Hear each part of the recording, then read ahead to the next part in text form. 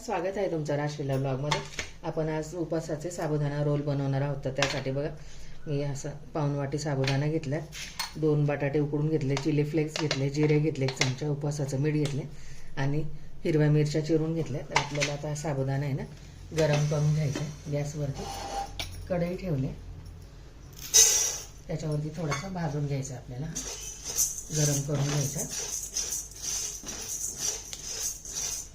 साबुदाणा झाला बघा गरम करून, आता थंड करून घेते। साबुदाणा भाजून झाला, आता हे 2 बटाटे उकडलेले आहेत त्याचे साल काढून घेते। साल काढून झाले बटाट्याचं। आता हा साबुदाणा आपल्याला मिक्सरमध्ये बारीक करून घ्यायचा, भाजलेला साबुदाणा गरम केलेला।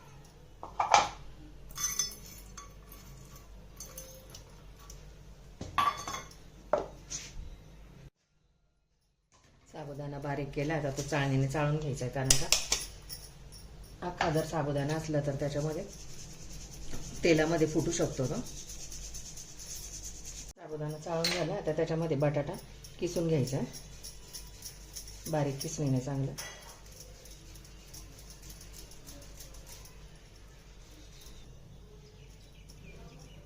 झाला बघा बटाटा किसून।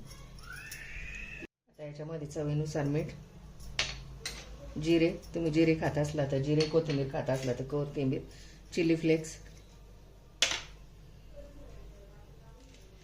हिरव्या मिरच्या आणि सगळं एकजीव करून घ्यायचं आपल्याला।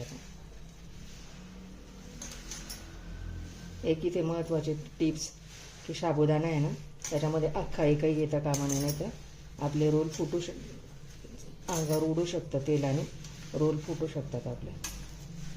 सगळं चांगलं मळून घ्यायचं आपल्याला ते।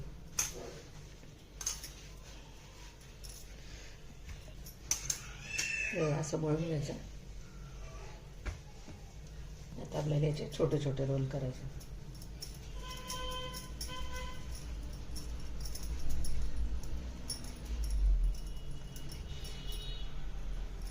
असे रोल करून घ्यायचे।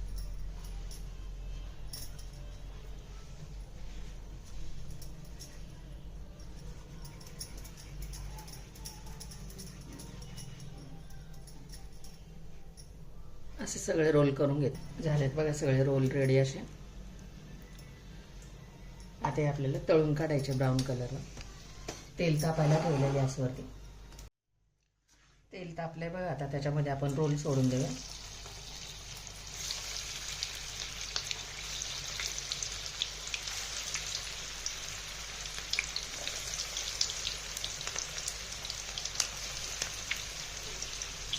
हे चांगले आता ब्राऊन कलरचे होईपर्यंत तळून घ्यायचे छानपैकी।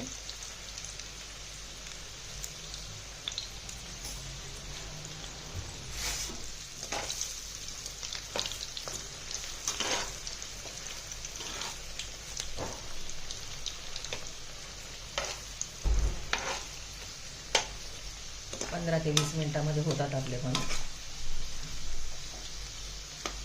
उपवास नसेल तर तुम्ही हे टोमॅटो सॉस बरोबर पण खाऊ शकता, आणि उपवास असेल तर दह्याबरोबर, उपवासाच्या चटणी बरोबर खाऊ शकता।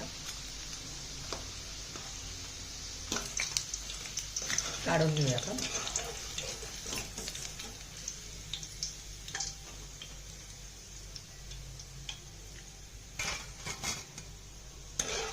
एकदम छान क्रिस्पी असे उपवासाचे रोल रेडी होतात।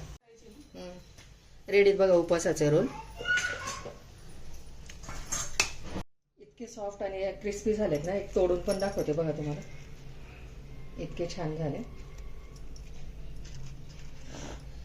व्हिडिओ आवडल्यास लाईक करा, शेअर करा, सबस्क्राईब करा। साबुदाणा रोल तयार आहे उपवासाचं। हे तुम्ही इतर वेळेस पण नाश्त्यासाठी खाऊ शकता। व्हिडिओ आवडल्यास लाईक करा, शेअर करा, सबस्क्राईब करा। भेटू पुढच्या व्हिडिओमध्ये। Bye, thank you.